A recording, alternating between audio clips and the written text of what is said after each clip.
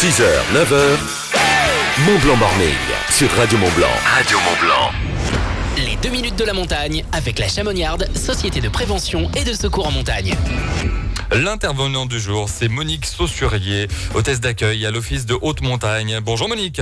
Bonjour à tous les vacanciers qui nous écoutent. C'est vrai, bonjour. Alors Monique, parlons ensemble des conditions en montagne, ce qui va intéresser bien sûr les vacanciers qui nous écoutent comme vous l'avez dit. Eh bien disons que depuis une semaine déjà le temps s'est stabilisé parce que nous avons eu quand même un mois de janvier bien troublé avec toutes ces chutes de neige qui étaient très bonnes quand même. Hein. Donc le temps s'est stabilisé. Nous n'avons pas eu de chute de neige récemment, hormis quelques centimètres tombés samedi et dimanche au-dessus de 1800 et 2000 mètres. Donc le soleil est présent, mais le fond de l'air reste froid. Et conséquence de ce froid, c'est que la neige sur les pistes de ski est dure et souhaitons quand même un petit réchauffement de l'air pour la rendre plus douce, entre autres plus douce à skier. En montagne, en alpinisme, il y a eu un peu d'activité du fait de cette stabilité de la météo. Et il y a eu des courses de neige qui se sont faites dans le bassin d'Argentière, autour de l'aiguille du Midi. Toujours en raison du fort enneigement que nous avons eu en haute montagne, les approches se faisaient naturellement à ski. Le froid de la semaine dernière, par contre, a été bon parce qu'il a permis une bonne pratique de la cascade de glace dans toute notre région en Haute-Savoie.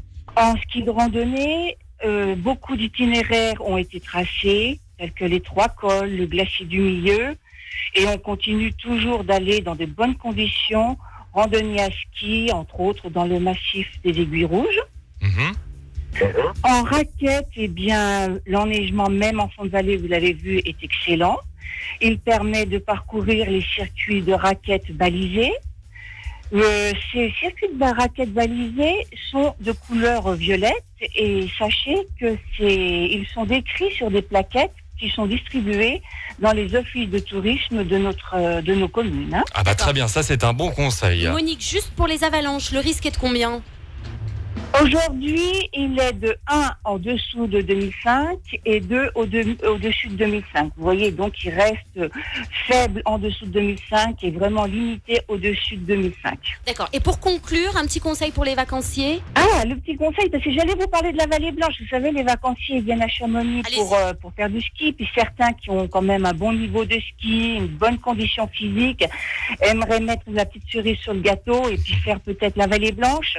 Donc, je rappelle vite que la Vallée Blanche, c'est un itinéraire de ski non balisé sur glacier et que je répète qu'il faut avoir quand même un bon niveau de ski toute neige, une bonne condition physique et que actuellement on descend jusqu'à Chamonix et que naturellement, si ces personnes n'ont aucune connaissance de l'itinéraire, je leur conseille vivement de contacter un guide pour être encadré en toute sécurité. Ouais, eh bien, merci Monique, c'est un très bon conseil. Ouais, très important de le rappeler. Merci Monique. Donc Monique Saussurier, hôtesse d'accueil à l'Office de haute montagne. On vous souhaite une bonne journée et merci de votre intervention.